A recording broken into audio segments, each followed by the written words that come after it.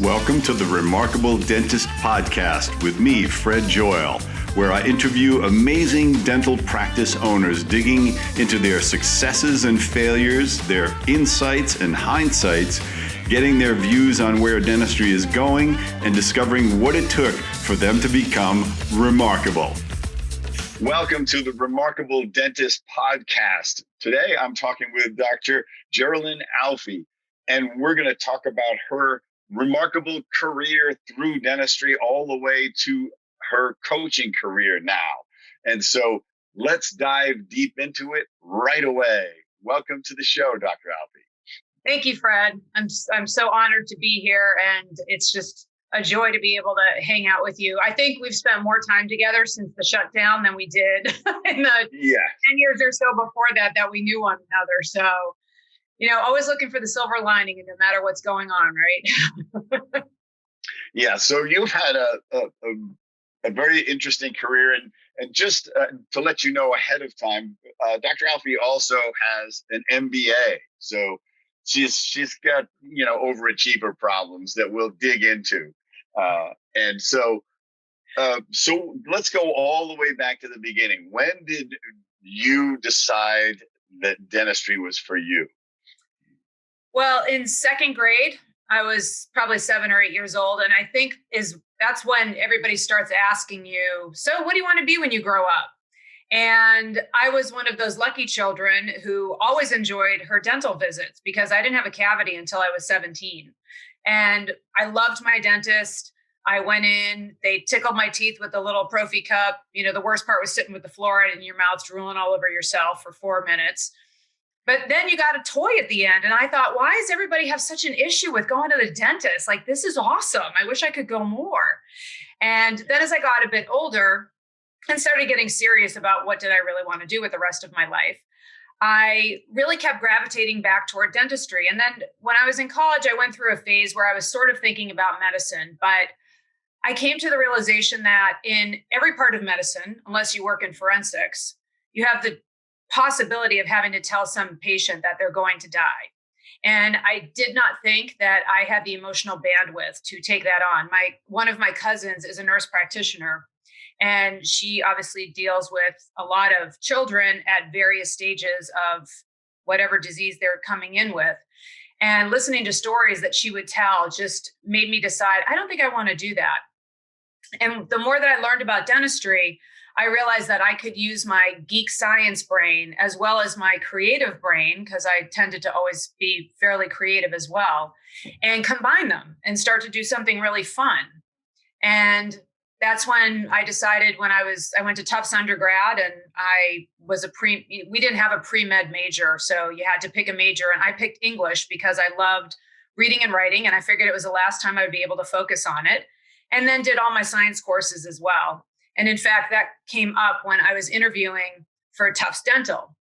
And the professor that interviewed me said, "Wow, I see you were an English major. That seems like kind of a weird major for someone who wants to be a dentist. Why did you pick that one?" In that exact tone. I still remember this. This is almost 35 years later. And I said, well, I always enjoyed reading and writing. And I figured it was the last time I could really focus on it. I still got, high honors in all of my pre-med classes. Shouldn't that be? I actually did more work than a lot of the people that majored in biology or chemistry or physics, because that was rolled in already for them. I did extra stuff. And so he said, well, if you love writing so much, why don't you do something with that? And I said, well, I'm not talented enough to be Hemingway, and I have too much self-respect to be Danielle Steele. So I really can't see making a living at that. And regardless, I knew I wanted to be a dentist before I went to college. So, having jumped that hoop with that guy who... there always is that guy, by the way. There's always that guy, right? There's always at least one. It's almost always in that position, somewhere in that, like before you go to college. And I got to tell you, the more women I interview, the more it's almost aggressively discouraging. Yes. It's like, why don't you want to just cook and have babies? Is like the parenthetical statement a lot of times. And, I'm sure less and less now, but, when you were starting up, there were way less women in dental school. Yeah. Ratio wise, Yes. So it's funny because we started with 125 people in my class and we ended with 100. So we had a dropout of almost 20%. And ironically, our ratio of men to women when we started out was more heavily weighted on the men. And when we graduated, it was more on the women. So I was always joking that because the women were smarter, we got through it. And the guys dropped out. Men just dropped out. They couldn't handle it. Further proof women are tougher. Exactly. Grit. Yeah. So it's kind of funny because actually my senior year in dental school, my mom came in and was a patient for me. And I was cutting off an old bridge that she had. Well, we had never been taught what you do to cut off a bridge. We were just taught how to prep a tooth or take out an amalgam and do an amalgam buildup and put a crown on top of it. So my instructor came in and said, okay, well, let me know when you get the bridge off and I'll come in and check the preps, blah, blah, blah. So I don't know, it's maybe like a half an hour later and I don't have the bridge off yet because I kind of don't know what I'm looking for as I'm cutting this thing off because I had no guidance in this. So he comes back in. Now, this is my mom in the chair and he knew it was my mom. And so he says, Gerilyn, don't you have that off yet? Just like that. And you can see my mother getting ready to leap out of the chair and throttle him. And so I said, Mom, excuse me for a second. I said, Doctor, I won't say the name. Can I please speak to you outside? So we walk out of the treatment room and I said, I would really appreciate it if you never spoke to me like that in front of a patient, especially not my family member, but pretend that every person in my chair is a family member. You tell me how I'm supposed to know what I was supposed to do. It's not in any of our books. We didn't have it in any of our lectures. I would think if you were a great instructor, you could have showed me that at the beginning and I probably would have had it off in like 15 minutes. And my mom could overhear because the dental clinic was open, so I came back in and she just kind of grins at me and she just reminded me of the fact that I'm an only child. And she was always worried when I was growing up that as a girl, I would be taken advantage of. And so her line always was, I raised you to be independent. And then I was sad when you were, because I didn't feel like you needed me anymore. And I used to always say, hey, Mom, you and Dad did your jobs because you turned me, you encouraged me to be somebody who would be able to take care of herself always and hopefully help others as well. Like that's how I feel my greater purpose is. And certainly being a dentist allowed me to do that. Yeah. And you certainly became forceful enough to stand up for yourself. A lot of people are very afraid to stand up for themselves in dental school. They get that beaten out of them. And so a much bigger stick to beat that out of me, Fred. But I've also figured out why I never became a dentist because I did not enjoy my dental visits at all. I never sat in the chair and went, oh, this is fun. Maybe I could do this for a living. It was kind of the opposite for me. So that's good to know. So you got out of Tufts and now what? So did you go? So you're in Chicago now, right? That's kind of where you're from also? No. So I grew up in Medford, Mass, which is right outside of Boston. And after I graduated, I worked in two completely different practices. One was heavily insurance-based and a lot of Medicare as well practice. And I worked as a paid associate where I just got paid per day, which was fair because I would never have made much if I was paid off of production or collection. And then in the other practice, actually one of the partners was the nephew of the dean of the dental school. So when I was getting ready to graduate, the dean called me in and he said, Gerilyn, do you know what you're doing after you graduate? And I said, well, hopefully passing my boards and then kind of playing it by ear. And he said, well, my nephew is a partner in a practice. They're looking for an associate. I'd like you to go speak with them. I said, great. So I went in, met them. I worked in that practice 3 days a week, the other one 2 days a week. And then I taught at the dental school in the restorative department 1 day a week. And so the great thing was it gave me a really good feel for two completely different practice models and helped me determine what I wanted mine to be like when I got to that point of ownership, because I always knew that I was not going to work for somebody else for the rest of my life. That just isn't how I'm built. And so ironically, the dentist that I worked for that had the heavy insurance practice, he was one of the best, most talented dentists I have ever met. And his practice was constantly in flux because he was not a great leader. And he did not know how to motivate his team and get his team trained so that they could be autonomous. And customer service, I can understand why dentists will say it's really hard to do that when you have a heavy insurance practice, because they just have to churn the numbers to make it work. Yeah. And I determined I did not want to be in that sort of situation. And he pulled me aside one day and he said, I know you're not going to believe this, but at some point in your career, you're going to get to the point where the dentistry is going to be the easy part. And I said, what do you mean?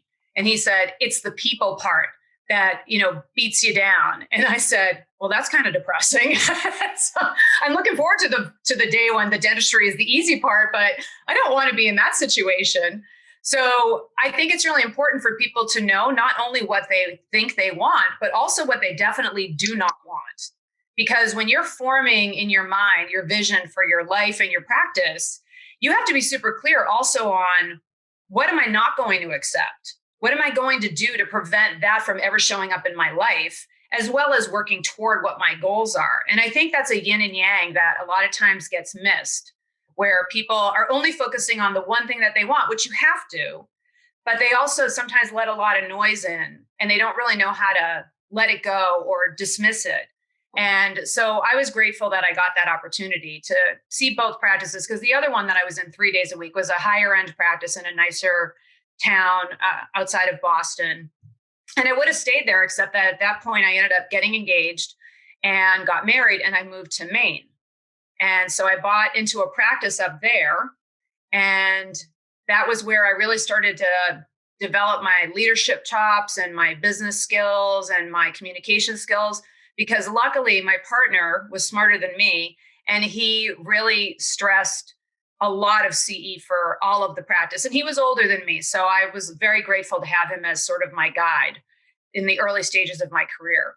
And we ended up going to dental boot camp back in 97, I think it was. We brought the whole team. And at that point, it was the first time I started working with my coach. That was my first coach. And I was very lucky when I look back that I got to meet up with her and have her take me under her wing at such an early point in my career, because I think I would have been successful no matter what, but I know that it would have been a much greater struggle for me if I didn't have somebody there to, as I say when I talk to my clients, I'm here to be your cheerleader when you need it, and I'm here to kick you in your butt when you need it. And sometimes we have to hold up what my coach called the ugly mirror. When we're complaining about our team and we're complaining about our patients and we can't do this and we can't do that and no one's doing anything. And she had that hard talk with me very early in my career. And she said, Gerilyn, what's the one constant? You've had team come and go. You've had patients come and go. You're still not happy. What's the one constant? And I'm looking over my shoulder, like, I don't know, what? Oh, she says, ugly mirror. That's you. If you really want this, you say you want it, but what are you willing to do to get there? And it took a lot of soul searching. But when I determined that that was the life I wanted, I started to commit to becoming a better person, better leader, better communicator, better, hopefully everything. But that is the brutal question, isn't it? What is the one constant to all of these problems and situations and recurring issues? Mm-hmm. Yeah.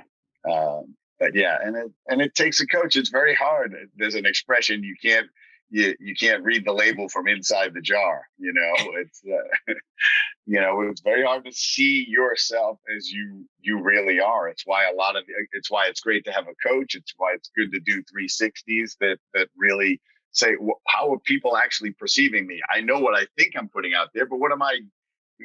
How's it being interpreted on the other side?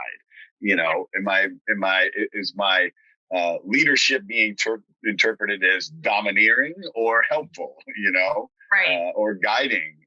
So it's really interesting to learn about yourself as you become a business person. Now, you didn't end up in Maine, but is your husband the one dragging you around the country? Well, that was my first husband. Okay.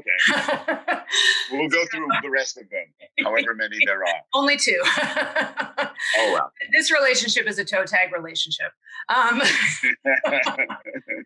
So at that point, when I was with this my partner, and we started out with we had one practice location, and then we bought a second one. And then we realized that neither of those was really going to be able to support what we wanted to do, because now it's the late 90s when everyone's starting to do cosmetics, and we got on the bandwagon, and it exploded my head. I was so excited about this kind of work. And I went through Pack Live, and then I ended up teaching with Pack Live. And then, it morphed into the Hornbrook group, and then it morphed into Clinical Mastery. So I taught with all those groups, and I just couldn't get enough of learning more and honing my skills and pushing the envelope on what I was capable of. And I started to do some hard thinking about the fact that I don't know how many of you know what Maine is like, but there's an old joke, how do you compliment a woman in Maine? Nice tooth.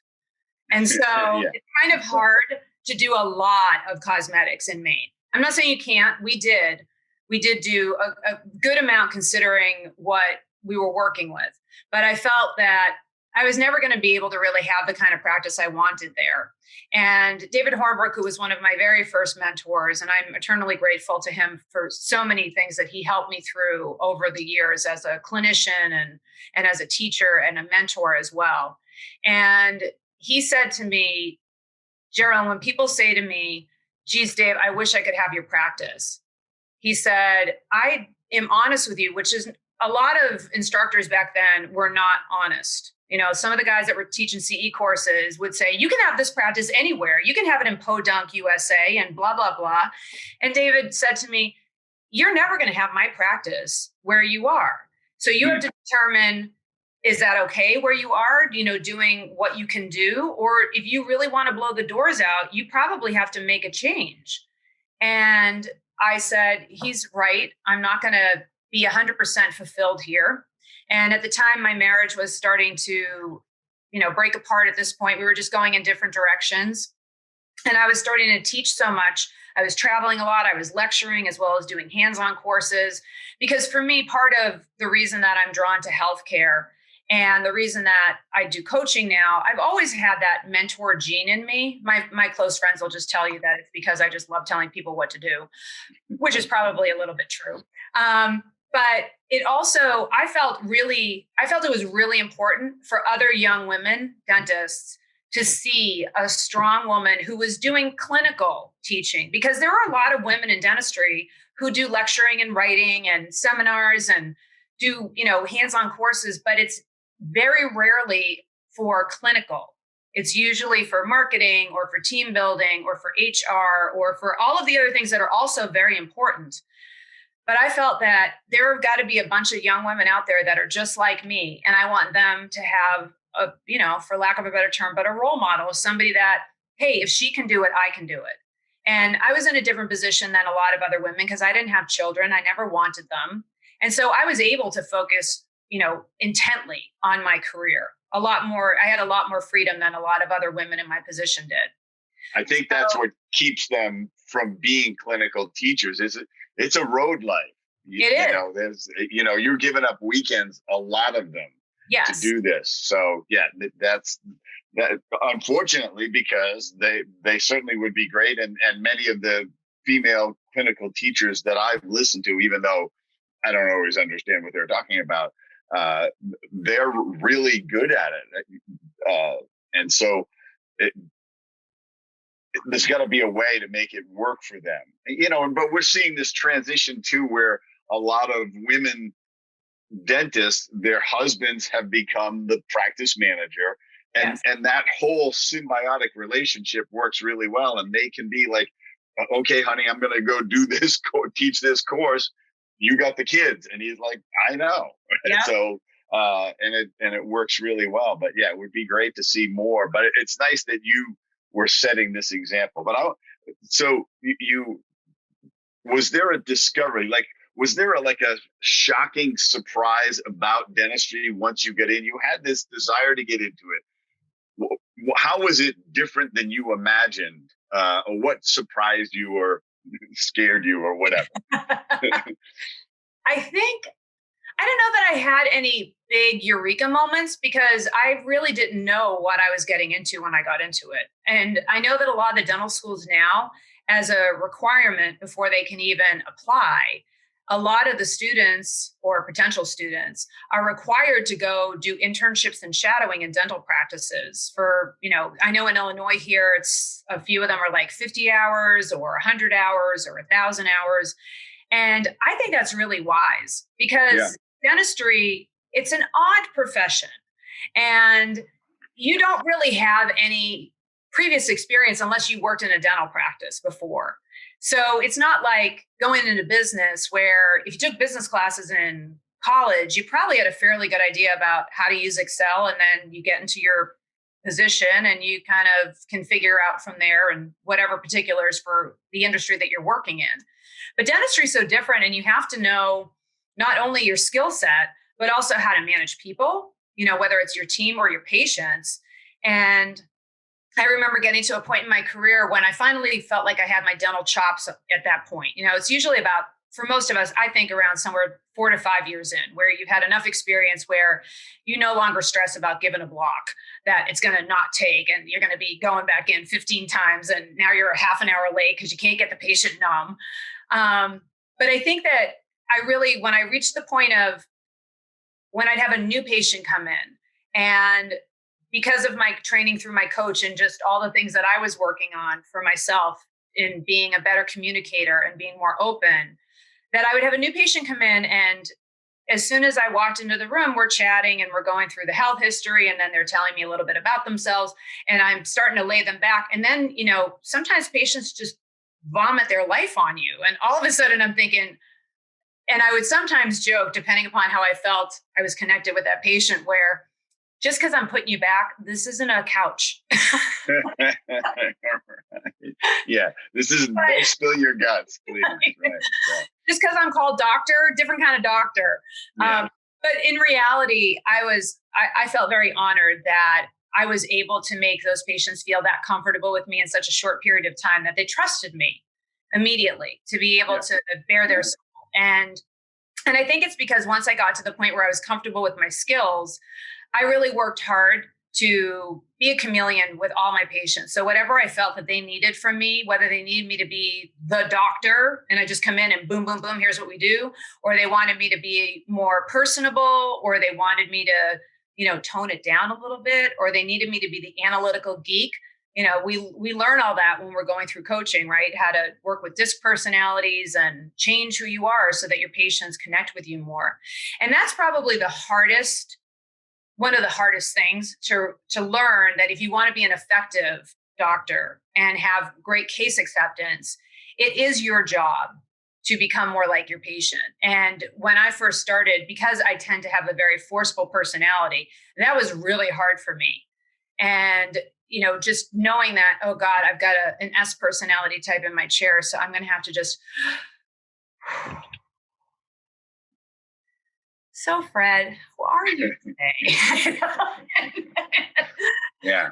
But being able to, and I think that probably along the lines again, for me, it was more people was a bigger challenge for me than learning the dentistry per se.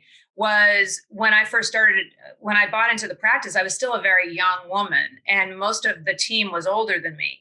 And I made the mistake, which I am constantly coaching young women doctors who are looking to be practice owners with, you have to remember to be friendly, not familiar with your team. The same way with your patients. They have to understand that there's a line there, and that I am ultimately their boss.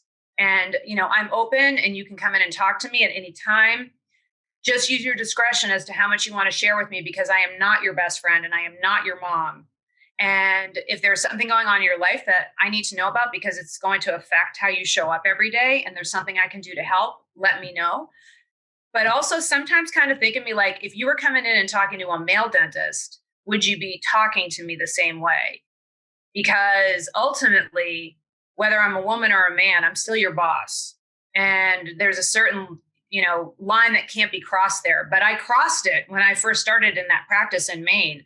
Because, women tend to be inclusive, and we want everyone to like one another, and you want to be buddies. And finally, my partner called me into our office one day, or we were sitting at our desk across from each other. I don't remember, but he said, "So Gerilyn, can I share something with you? And I said, sure. And he said, you've been an owner now, a partner for a year, and I just want to give you a little bit of advice. And I said, okay.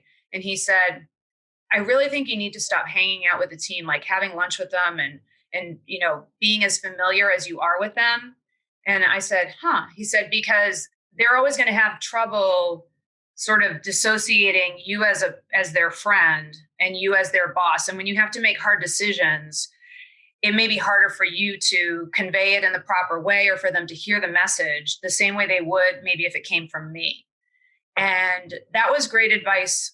And I took that to heart. And it's challenging when you have the same team in place once you make this revelation. So I kind of actually announced it to the team, as part of my evolution as a better leader. I realized that I have been unfair to you all and, possibly making you feel like I'm here to be your buddy. And the reality is, if you want us to have a great practice, I have to start stepping into the role of being your leader. And that means that I don't want you to ever think that I'm unapproachable. You just have to understand that our relationship will be shifted slightly. And I hope that you're okay with that. And luckily they were all great. It didn't turn into be any sort of an issue. So now you've acquired a practice, or your partner's in a practice. When do you make the jump to owning on your own? So at that point, after about 10 years, and I just realized that I was never going to be able to really do what I wanted to do, which was way more cosmetic dentistry. And as I said, my marriage was starting to, kind of go sideways. And so I just decided, I'm 34. It's time for me to do something big and bold, because I tended to be very much a planner. And I decided to sell the practice, get divorced, and I picked up and moved to Chicago.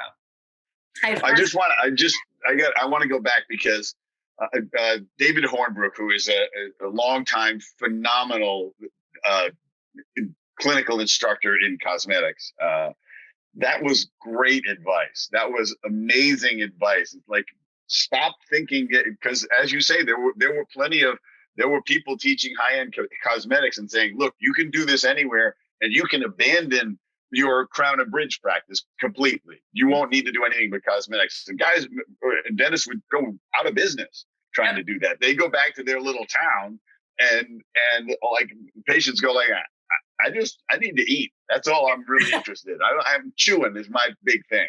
Right. Yeah. And so I can, there's these inflection points in your life where somebody says the right thing to you at the right moment, and it changes the course of your personal history. So yeah, so I did want to comment on that, because we're lucky when that happens. Yes. We're blessed by those people of that moment of generosity or insight right when we needed to hear it. So off you go, Yeah. And I so appreciated his outlook on it. And it definitely helped, as you said, shape the course of my life at that point. And so when I was deciding where to go, because I decided I definitely did not want to be in Maine, I thought about moving back to Boston, but all my friends from college were, starting to have kids and they were doing their own thing. And I thought, well, Boston is it tends to be a very conservative place. So I also didn't know how easy it would be to build a cosmetic practice there. I thought about New York, but this was 2 years after 9/11 and it was still recovering. If I had enough capital, it would have been a great time to go if I could have afforded to just live off of my savings while I built the practice, but I wasn't in that position. And I decided on Chicago for two reasons. One was we had friends from college that had moved to Chicago after we graduated. I visited a ton, and it always felt like a bigger, hipper Boston to me. At the time, it was a very livable, big city, not quite as big as Manhattan. And because I grew up on the coast, I also wanted to be in a city that had water, because for me, it's very rejuvenating to be able to go out and walk on the water, or, not on the water like Jesus, but, by the water or run by the lake. And the second reason was, at the time, I was very involved with a group called, at the time it was Generation Next, and then became the Academy of Comprehensive Aesthetics. And it was probably one of the first dental email forums. Mike and Tim and Anthony really made that thing amazing. And it allowed us to connect with dentists across the country, because dentistry can be kind of an isolating profession. If you don't work in a group practice, it's kind of difficult to connect with other people. And so I was very grateful to be part of that. And what I found was, whenever we were asking for referrals, hey, I've got a patient who's moving to New York. Can somebody recommend a dentist there? I've got someone moving to San Diego. Who's a great cosmetic dentist there? Well, Hornberg. Yeah. So nobody ever had a straight answer for Chicago. There was never one name that automatically popped. And I said, Chicago needs me. So I picked up, moved 1,000 miles away, and I started working in a practice. And I was originally going to buy in as a partner, but after being there for a short period of time, I just realized that it wasn't the right cultural fit for me. And I also felt like I'm at the point in my career where I have just enough knowledge and just enough backbone to build the exact practice I want. So within 5 months of moving, I identified a space. I jumped through all the hoops to get a startup going.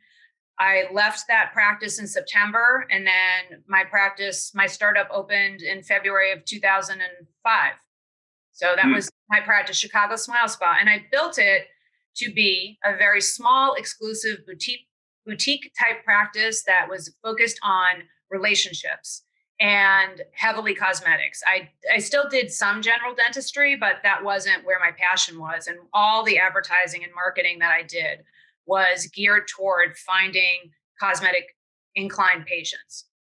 So I built my very small team while we were waiting for the practice to open up, because you've been through construction, Fred, they tell you 6 months, it turns into 12. They tell you $500,000, it turns into $1 million. So we were supposed to open in December of 2000. 2X. They always go 2X. Exactly, right? It's like patience. I tell that to, I was at a conference this past weekend with a bunch of other dentists. And one of the women was talking that she wanted to do a startup. I said, okay, here's a piece of advice. Whatever the contractor tells you, double it when it comes to the bad stuff and have it when it comes to the good stuff. I said, it's kind of like when patients are going through their medical history with us, whenever we're asking them about habits that are not great habits, and they tell us, oh, I only have 1 glass of wine a week. I'm like, that's 2 at least. And whenever they tell me the stuff they're doing well, like, oh, I work out 4 times a week, I'm thinking that's half. It's the same sort of thing. So obviously we were delayed about or never, right? Yeah, or never, right? We were delayed about 6 weeks or 8 weeks from when we thought we were going to open. So I just took that time to train the heck out of my team. We did a lot of role playing. We went through scripting. We got all of the things in place. I had all of my systems and protocols and checklists done. We did all of our software training so that as soon as we could get in there and get going, we were going to hit the ground running. Even though I had 0 patients when I opened the practice. I mean, on paper, really kind of stupid, right? I sat there and I had a successful practice that was doing really well. I just wasn't fulfilled where I was. But, plenty of people, they'll just stay in that for the rest of their life. Well, of course, that's human nature is right? The fear of the unknown is what's going to keep us from doing almost anything. And we'll stay in the most horrible of circumstances or the most unfulfilling. It doesn't have to be horrible. That's the whole thing is it just feels safer. And so that's where we stay. And the fact that you did it's a very bold move to say, even though it's working, I'm not going to accept it. I know there's something more and I'm going to make the move. And what happens is a lot of people, they ponder it for 5 years. And by then, that 5 years has changed their daring to do that.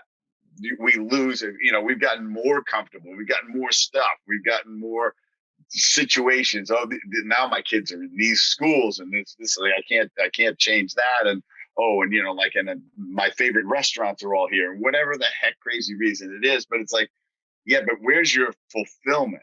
And so I'm very. I don't know why I'm surprised, but it's like it's such a daring move that I'm impressed. Okay, I'm always impressed with you, and now the more I learn, the more impressed I am. So, well, thank you, Fred. Yeah. And it was really just more a matter of I didn't want that for the rest of my life. And I didn't want to look back on my life because especially where I didn't have children, my practice, my career was my life to a great degree. Yeah. And I felt like if I don't do it now, what you were just saying, if I don't do it now, I'm never going to do it. So all of a sudden, there's 3 more letters after your name. How did that happen?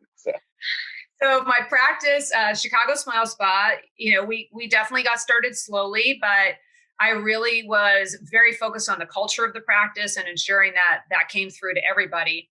And after so let me backtrack. I've had 3 back surgeries. That's why I retired from dentistry. Wow. Because my surgeon on my last surgery said to me, Gerilyn, I really like seeing you, but if you don't want to end up on my table again, I think you need to think of a different profession. And my surgeon, who ironically his first name is Surgeon, his name is Dr. Surgeon Merkovic. And so he's the orthopedic surgeon for the Bears. And I figured if he can put those guys back together, he's definitely the guy for me. And when he told me that, I said, Dr. Merkovic, I'm not ready to retire mentally. Like I still have so much to do. And so I immediately switched from sitting to standing when I was practicing, which made a huge difference. I was always, very careful about taking care of myself. I did yoga and Pilates and stayed in shape. So that definitely helped me. And I eked out 7 more years from the time of my last back surgery until I decided to put my practice on the market. And so in 2017, at that point, I'd been practicing 25 years. And I was starting to think, I'm ready to start transitioning. I got to the point where I felt like I had done everything I wanted to do with that career. I'd been teaching for, tons of different companies. I got to teach hands-on courses for veneers and occlusion and orthodontics and oral cancer screenings and like everything, which was fantastic and phenomenal. I was doing writing. So I was doing a lot of stuff even outside my practice. And I felt like, and I've done everything I wanted to do clinically at that point. I didn't want to get into implant placement. I had done all the cosmetics that I wanted to do. I felt fulfilled. And I said, my practice is so specialized, it's probably going to take a good 2 to 3 years to find the right person who will be able to come in and take it over. So I contacted a broker and I said, I have a realistic expectation that I probably won't sell for 3 years. So let's start working on it now. And at that time, because I was thinking, what do I want to do next? I thought, I definitely want to stay in dentistry, but I also want to see what else is available out there. And so I decided to go get my MBA. And I did it was one of the first online MBA courses. It's the Jack Welch Management Institute. Being in Boston, Jack Welch was a god. I mean, anybody, most people know who he is, but certainly growing up in GE's backyard, you couldn't turn the news on any day without hearing about what Jack was doing with GE. And he was just brilliant. And I thought, who better to learn from than the best CEO in all history, which is what a lot of Forbes and Time and all the other financial magazines had titled him. And it was online because I'm in Chicago and there are tons of great MBA programs here. There's UIC, there's DePaul, there's Northwestern. Well, I went and looked at all of them. All of them required me to either give up my weekends for 2 to 3 years, like 100%. It was Friday afternoon all the way through Sunday at like 10 p.m. Or you could take a week off once a month. Well, for anyone that knows how dental practices work, usually that's when all your profit margin is starting to, do well, is in your last 2 weeks of each month. And so I'm thinking, I can't slice a week at it. Like, do I need to go get an MBA? Even I know this. And so, so that wasn't really an option. And I somehow connected with somebody on LinkedIn who worked for the Jack Welch Management Institute, and they reached out to me. And so I interviewed, they accepted me. And so I started that course in January of 2017 at the same time that I put my practice on the market. And within 1 month, I ended up with 3 LOIs, which I was shocked. I was just and at the time, the other reason that I started to think about stepping back from clinical practice was because I had met the man who's now my husband, and he loves to travel. And as a solo practice owner, that's really challenging. I mean, because Mark doesn't like to just, go to Michigan for the weekend. He wants to go to Europe. He wants to go to Australia. He wants to go to places where it's a minimum of 10 to 14 days of travel. And I just really couldn't see how I could work that into my practice. And as I said, I got to the point where I felt like I've kind of done everything I wanted to do with this phase of my career. I want some flexibility in my life now. I really have never had a great work-life balance, but that was my choice and I was happy with what I had chosen. I'm at the point now where I want to start giving myself some freedom and permission to do things outside of my career. So I had a lot of reasons why I ended up doing what I did at the time that I did it. And as I said, I got 3 LOIs. The one that ended up moving forward is a partnership. They bought it and we closed on September 11th. So finally that date has a good connotation for me. But in the midst of all of that, I'm gonna for any of you who don't know, an LOI is a letter of intent. Oh, thank you. It's the intent to purchase the practice. So. Yes. Thank you, Fred. Sure. And not everybody has an MBA, you know. Yeah, good point. It's kind of like when we talk to patients and we say, well, you need an MOD on. That's a perfect way to explain it. I need mod. But so in the midst of all of this, my mom died suddenly from a heart attack in July of 2017. I mean, and we had just had her 85th birthday party. In fact, Mark and I had flown back to Boston. We had this great blowout for her, you know. And here's the funny part. Mark and I were sitting and I was watching my mom just bebop all around the room. Because my mom, out of anybody that you would have met at 85, you would never have thought she was 85. You would have thought she was like 65. She was involved in so many things. She volunteered at the church. She volunteered at the hospital. She volunteered at the senior center. So I was watching her just bebop around the room and she was having such a lovely day because all of her closest friends were there, all of our family, and she just was beaming. And I said to Mark, I am so grateful my mom's in the shape that she is because look at the rest of the people here. It's like God's waiting room. Like, I'm so grateful. My mom's going to be here for another 10 years. And 6 weeks later, she had a heart attack and died. Wow. And I'm sorry to hear that.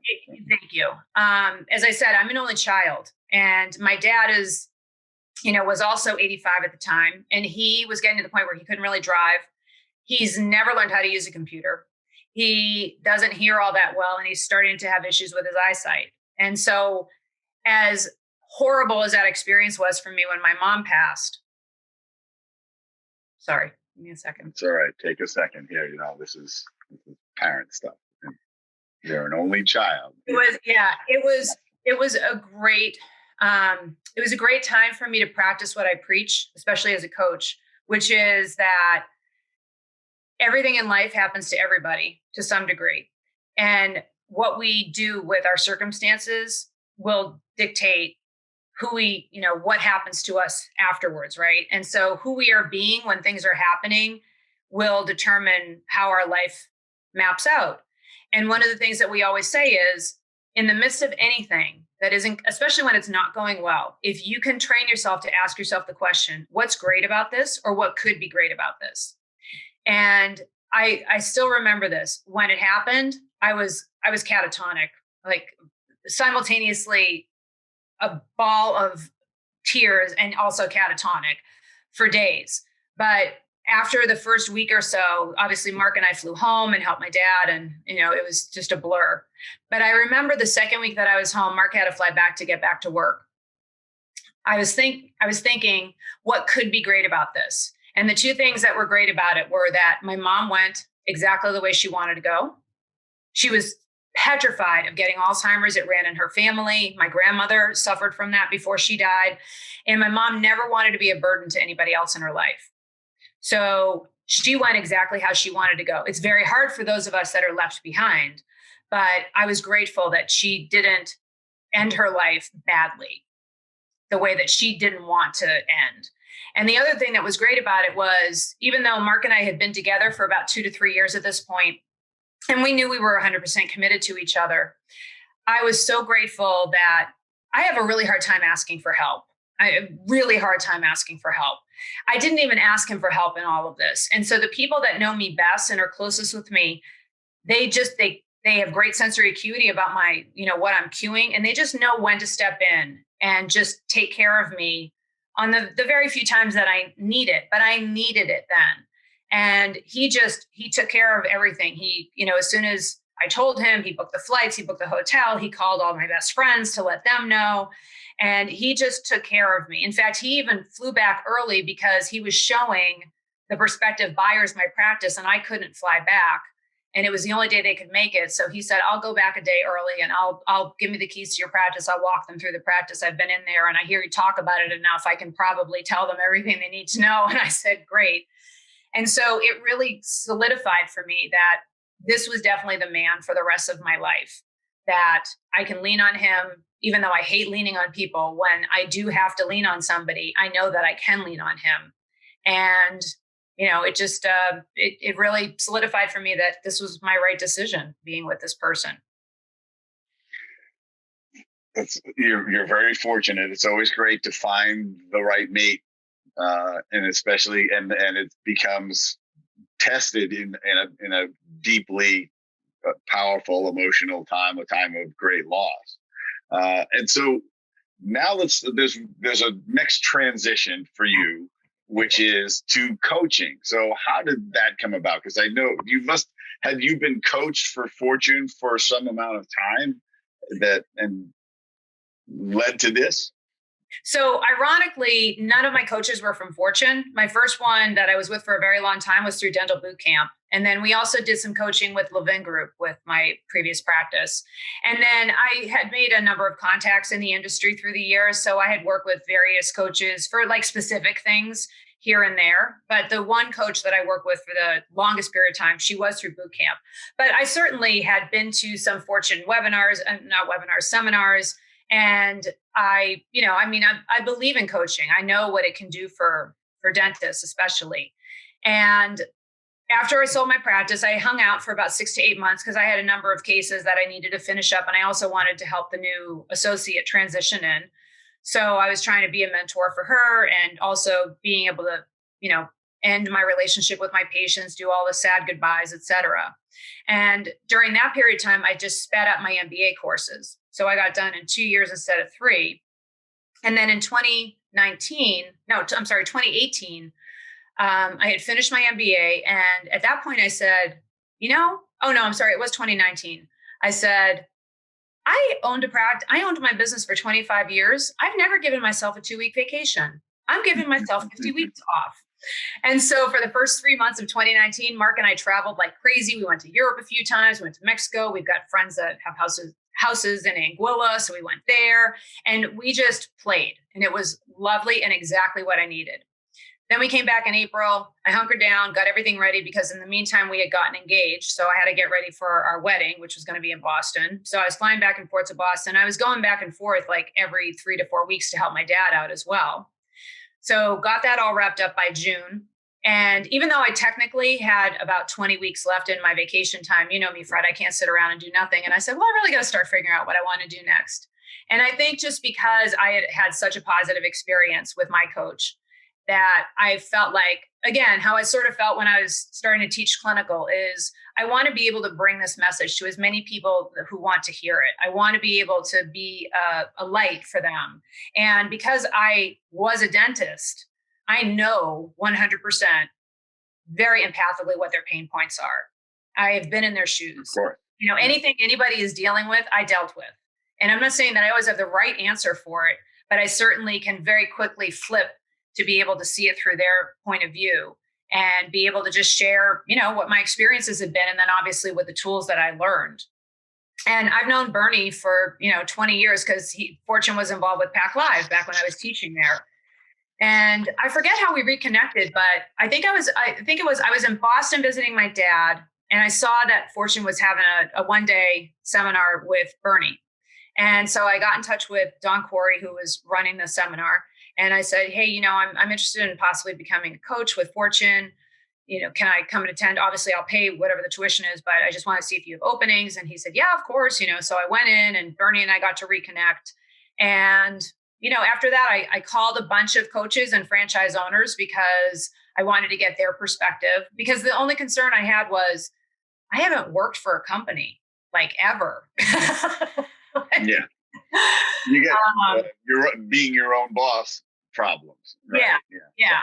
So it was important for me that I got to know the people in there and, get the perspective from the franchise owners. Because again, like that was sort of the best of both worlds, where I could still own my own business, but not have to do it all on my own.